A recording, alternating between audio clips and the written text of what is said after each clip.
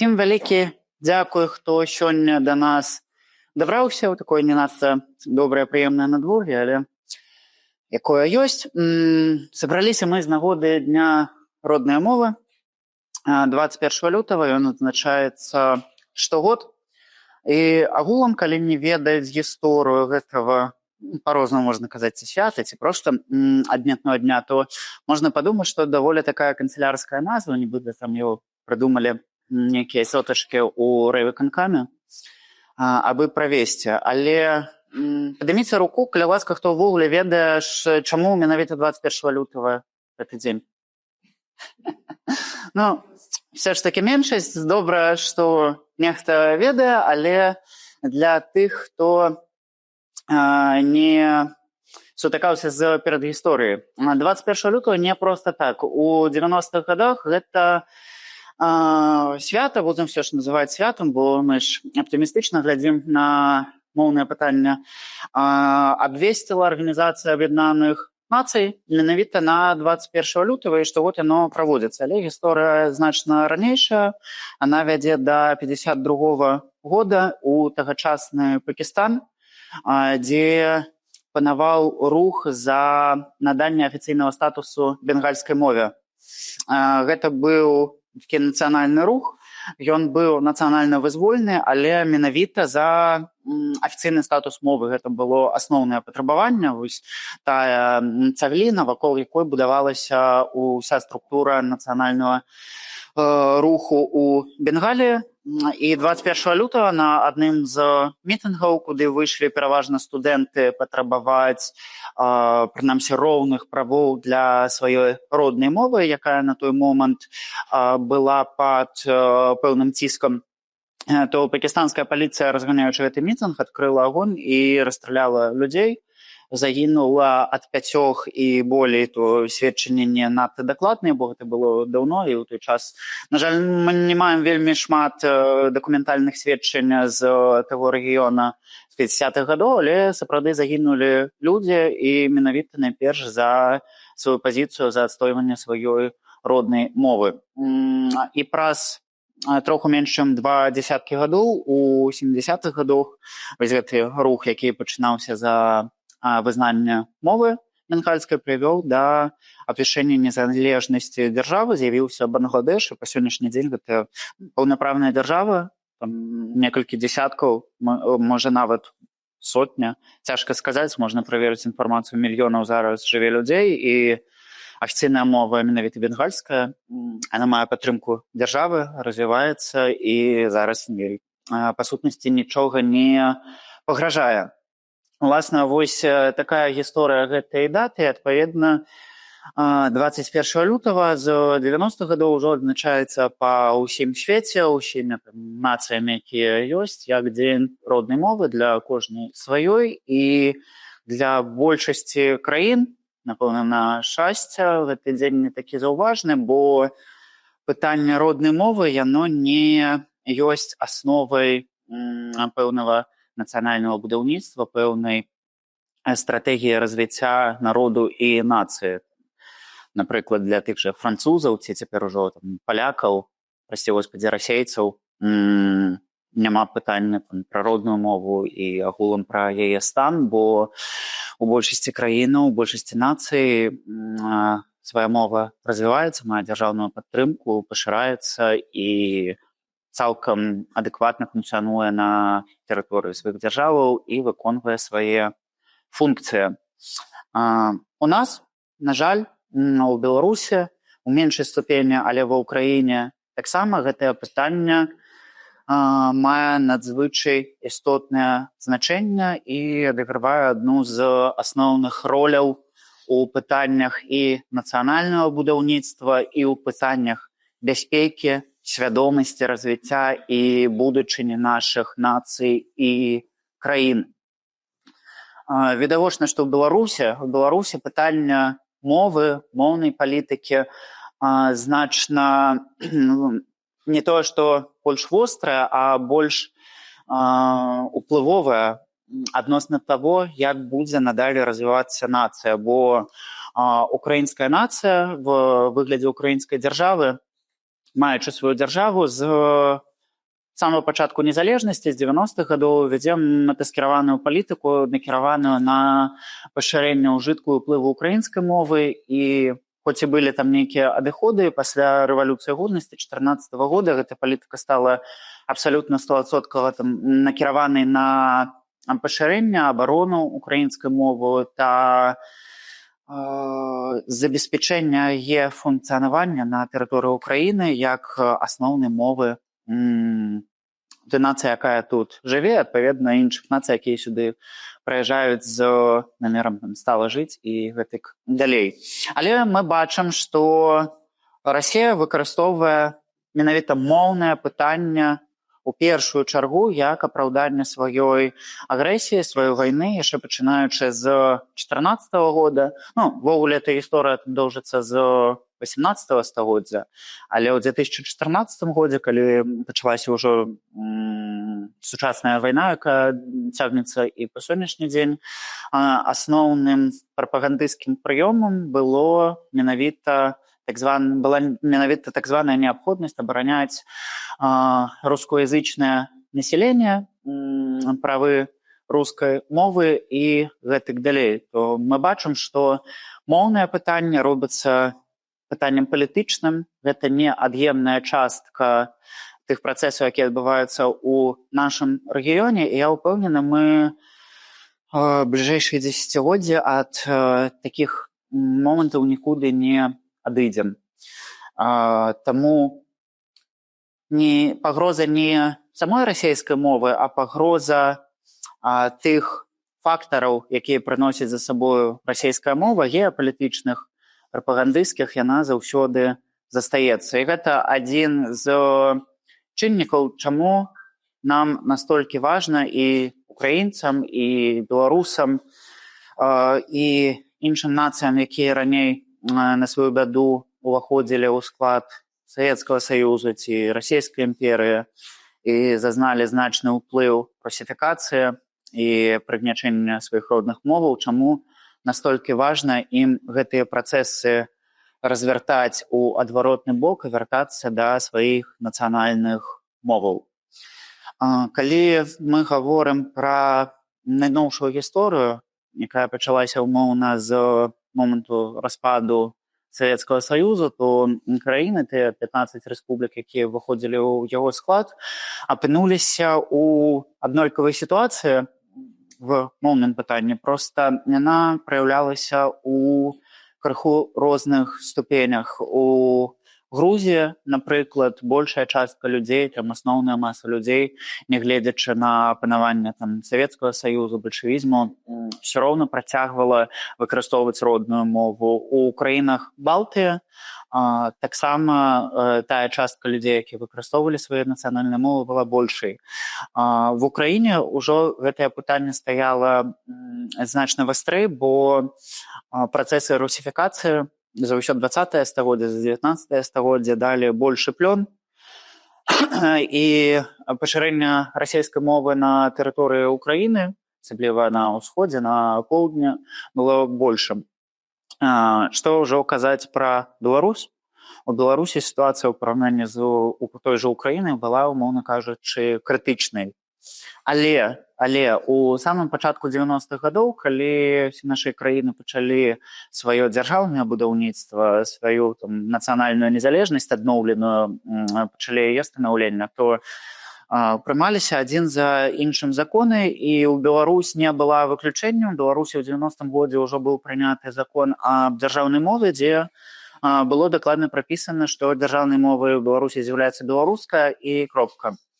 Дзяржаўная мова была вызначана адна, і, ў прынцыпе, гэты закон павінен быў задаць вектар развіцця дзяржавы, і ўжо неважна, якімі тэмпамі, але б сітуацыя ішла б у бок павелічэння ролі беларускай мовы, адпаведна зніжэння ролі расійскай мовы.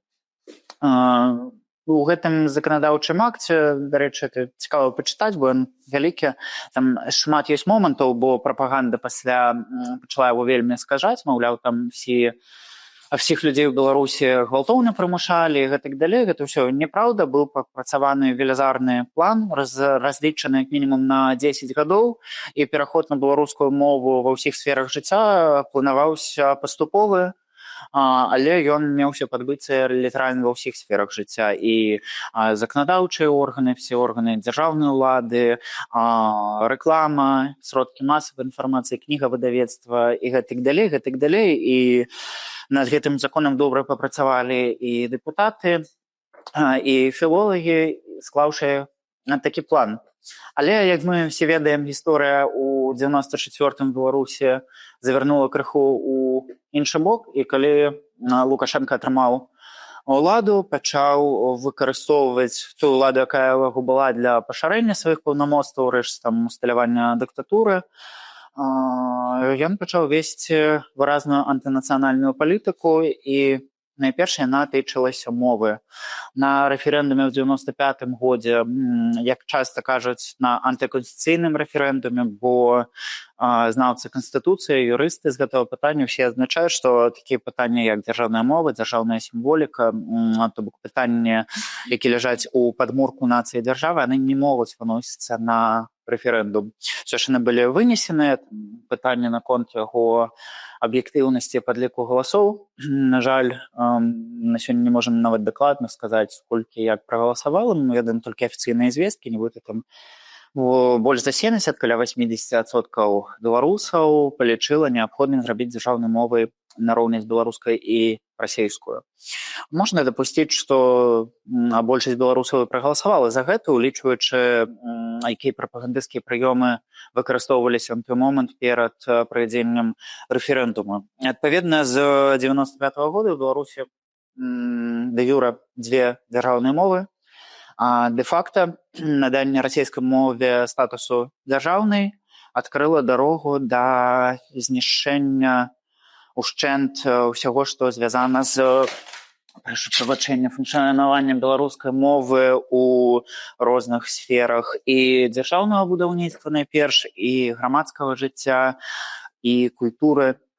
Вярнулася та антыбеларуская палітыка, якая праводзілася ў савецкія часы, і, магчыма, яна нават дасягнула большага плёну праз глобалізацыю, праз з'яўленне інтэрнэту, новых сродкаў камунікацыі, пашырэе тое, на якой мове все гэтыя сферы функцыянуюць, значна больш уплывае на моўныя перавагі людзей, тое, якую мову людзі абіраюць.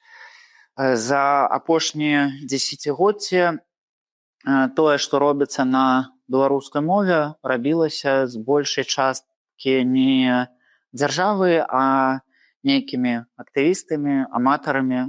Відавочна, дзейнасць на беларускай мове была больш валанцёрскай, як правіла, бо музыкі, нейкія творцы, што б вы не рабілі, які прадукт вы б не рабілі, стварэнне яго на расейскай мове заўсёды было і, на жаль, ёсць значна больш прывабным з пункту гледжання акупаемасці і тых грошаў, якія можна ўрэшце атрымаць, праглядаў і гэтак далей. Гэта натуральны працэс, бо расейская мова мае абсалютна іншую колькасць носьбітаў. Тым часам апошнія 5 гадоў, пачынаючы з 2020 года, калі была спроба няўдалай рэвалюцыі, якая называюць паўстанне, ці проста пратэстаў проці выбараў, розныя падыходы да неймінгу. І асабліва пасля пачатку паўнамаштабнай вайны ва ўкраіне, бо 22 год вельмі моцна ўплынуў на тое, як рэжым Беларусі праводзіць сваю ўнутраную палітыку. Рэпрэсіі супраць усяго беларускага, супраць усяго нацыянальнага значна ўзраслі, значна ўсіліліся. Мы ведаем факты, якія да нас даходзяць адносна ўжытку беларускай мовы, тое, што працягваецца тэндэнцыя па вымяшчэнні беларускай мовы з эфіраў, з друку, гэтак далей. Тое, што заставалася, зараз змяншаецца яшчэ. Але найбольш найбольш ганебным і небяспечным фактам з'яўляецца тое, што адбываюцца ўжо непасрэдна сілавыя рэпрэсіі адносна носьбітаў беларускай мовы. Даходзяць звесткі пра тое, што гутарка на беларускай мове ў горадзе, дзесьці ў публічных месцах стае падставай для затрымання, прынамсі праверкі дакументаў, праверкі зместу тэлефону, гэтак далей. А мы ведаем, што гэты рэпрэсіўны рэжым мае ўсе магчымасці без доказаў, без следства і суду звінаваціць чалавека ў чым заўгодна. І з апошніх гадоў адной з падставаў для такіх звінавачанняў да далейшых арыштаў, штрафаў, затрыманняў стала менавіта выкарыстанне беларускай мовы, і гэта тое, што тычыцца асобных індывідаў, калі проста чалавек размаўляе як асоба. Няма ўжо чаго казаць пра пэўныя арганізацыі ці пра ініцыятывы, ці пра творцаў, інфлюенсераў, блогераў і гэтак далей. Кожны, хто зараз у Беларусі робіць нейкі контент, піша вершы, спявае ці робіць якую б то ні было яшчэ дзейнасць на беларускай мове, ён знаходзіцца пад вельмі вялізным, па-першае, наглядам, а па-другое, пад велічэзнай пагрозай з боку дзяржавы. Адпаведна, для таго, каб чалавек прыняў рашэнне ствараць нешта на беларускай мове, прычым мы ведаем, што абсалютная большасць людзей в рускамоўных сем'ях жыве, гадуецца і гэтак далей, то сам такі чыннік для прыняцця такого рашэння, ён ужо адсейвае велізарную колькасць людзей, бо прасцей рабіць па-расейску. А тут дадаецца яшчэ чыннік небяспекі, чыннік пагрозы і, канешне, ў такім выпадку колькасць людзей гатовых рызыкаваць, не проста ісці на нейкія незручнасці, а без перабольшвання рызыкаваць свабодай, здароўем і па выніку жыццём, бо ў турмах гіне ўжо даволі вялікая колькасць людзей, то відавочна мала хто зараз гатовы на такі шлях ісці, але пры гэтым мы бачым, што ў Беларусі людзі ўсё роўна імкнуцца да сваёй роднай мовы, ствараюцца ініцыятывы, праводзяцца пэўныя імпрэзы, і, я думаю, многа хто з прысутных мае нейкія там кантакты, асабістыя знаёмствы ў Менску, в іншых гарадах, і мы ведаем, што ў публічнай прасторы значна менш бачна ўсяго этого беларускага, ўсяго нацыянальнага, чым яно ёсць насамрэч з пункту гледжання бяспекі, але усяляе надзею аптымізм тое, што нягледзячы на ўсе чыннікі, пра якія я гаварыў, пра іншыя чыннікі, якія ёсць, якія зараз не апісваю, ўсё роўна працэсы ідуць спрыяльныя развіццю беларускай мовы. Гэта тое, што можна сказаць агулам пра сітуацыю, пра тое, як яно зараз адбываецца ў самой Беларусі. Калі казаць пра нас, якія тут сабраліся умоўна ў Кіеве, у сённяшні дзень людзі збіраюцца ў Варшаве, ў Вільні, ва многіх іншых гарадах, ва Львове, наколькі я ведаю, збіраюцца менавіта беларусы. І в Украіне таксама адбываюцца пэўныя падзеі, прысвечаныя міжнароднай мове, але калі гаворка ідзе пра беларускую мову, то людзі ў дыаспары, а мы як-ніяк ужо ёсць дыаспару, мы выехалі, і нашае вяртанне на радзіму залежыць в першую чаргу там ад палітычных чыннікаў, змены гэтага рэжыму і пытання нашай умоўна прадуктыўнасці, бо той, хто хоча вярнуцца дадому, ці проста хоча мець такую магчымасць, відавочна тым ці іншым чынам намагаецца ўплываць на падзеі з свайго ўзроўню адной асобы ў гэтым вялізным свеце, і паўстае пытанне, што мы можам рабіць, якая дзейнасць можа быць карыснай і прадуктыўнай у справе, калі казаць так больш пафасна, вызвалення нашай айчыны. Відавочна, на бягучы момант нейкага там чароўнага спосабу паўплываць на сітуацыю няма. На жаль. Таму всі стратэгіі, якія маюцца, яны значна больш доўгатэрміновыя, і кожны абірае свой шлях. У Ўкраіне вельмі шмат нашых хлапцоў, і в тым ліку дзяўчат, паўсталі на абарону Украіны, взялі ў рукі зброю, рызыкуюць здароўем, жыццём найперш. У гэтай барацьбе, напэўна, на бягучы момант гэта адзін з найбольшых внёскаў і з пункту гледжання рызыкі, і з пункту гледжання ўплыву на сітуацыю, бо відавочна тое, як працягнецца і спыніцца гэтая вайна, на якіх умовах, будзе карэнным чынам, найгалоўным чынам ўплываць на будучую сітуацыю ў Беларусі. Некія ініцыятывы ўзнікаюць у Еўропе, праваабарончыя, інфармацыйныя, каб дагрупвацца да беларусаў, разбіваць міфы прапаганды, дыпламатычныя, каб сустракацца з палітыкамі іншых краін і пераконваць іх улічваць сваёй палітыцы інтарэсы менавіта беларускага народу і гэтак далей. Але калі мы гаворым пра весь гэты шлях у глобальным разуменні, пра ўсе нашы дзеянні ў сукупнасці, то асноўнае, што мы зараз губляем, маючы, па сутнасці, акупаванай нашу бацькаўшчыну, гэта нацыянальная свядомасць і такія нацыянальныя каштоўнасці, як мова, культура, гістарычная спадчына, якая свядома нішчыцца зараз і гэтак далей. Бо я тут відавочна не скажу пра справу абароны Украіны, гэта першасны прыярытэт, але такія рэчы, як барацьба за розныя правы, такія рэчы, як праваабарончая дзейнасць, такія рэчы, як сродкі масавай інфармацыі і гэтак далей, як бы яны не рабіліся, яны не настолькі крытычныя. Бо, па-першае, вся эта дзейнасць, калі яна раптам прыпыніцца сёння, праз 2, 3, 5 гадоў, яна можа быць узноўленая. Па-другое, калі раптам перастануць функцыянаваць беларускія СМІ, інфармацыя будзе ў украінскіх, польскіх, прасці Господі, ў СМІ хорошых рускіх і гэтак далей. Але калі на сённяшні момант мы адмовімся ад, прынамсі, падтрымкі, а в ідэале развіцця і пашырэння нашых нацыянальных каштоўнасцяў, найперш мовы і ўсяго, што з гэтым звязана, то у перспектыве гэты працэс аднавіць ужо не дасца.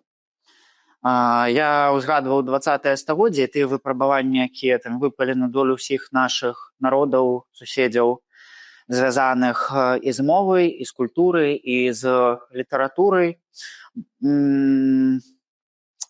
Спачатку пры першай савецкай акупацыі, калі усталёўваўся савецкі лад, потым пасля другой сусветнай вайны, калі была такая магчымасць, былі цэлыя хвалі эміграцыі людзей, якія ўцякалі, прычым гэта была інтэлігенцыя, прадстаўнікі менавіта нацыянальна свядомай часткі нашых народаў. У Украіне гэта было, у Беларусі, у балтыйскіх краінах.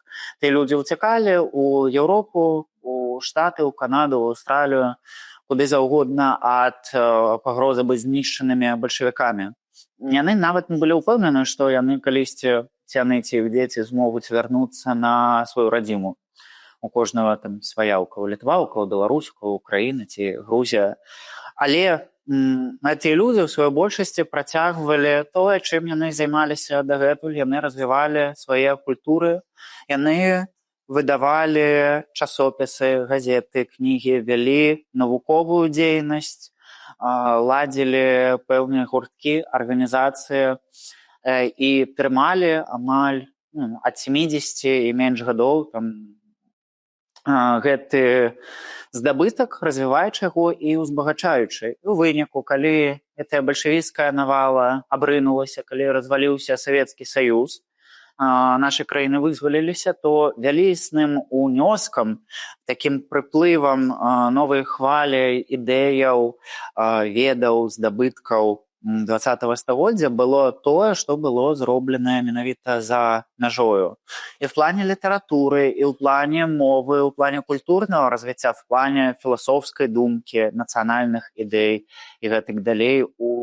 Калі я не памыляюся, Літве ці ў Латвіі, ці першы, ці другі прэзідэнт, выбачце, не актуалізаваў даўно звесткі, быў менавіта выхадцам з эміграцыі.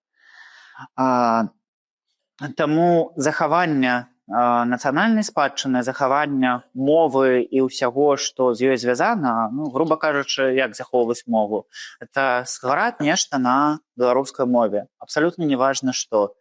Любыя праявы, бо кожны чалавек займаецца сваёй справай. Што б ён не рабіў, калі ён робіць гэта па-беларуску, гэта ўжо ідзе ў скарбонку агульнага здабытку ў галіне барацьбы за нашу мову і яе, прынамсі, захавання. В прынцыпе, гэта, напэўна, тое, на чым я захацеў завершыць гэтую ўводную частку. Магчыма, яна выйшла крыху нагружанай. Калі так, выбачаюся, але вырашыў, што варта пра такія рэчы пагаварыць больш, чым пра гісторыю фармавання беларускай мовы, бо, напэўна, зараз гэта больш актуальна.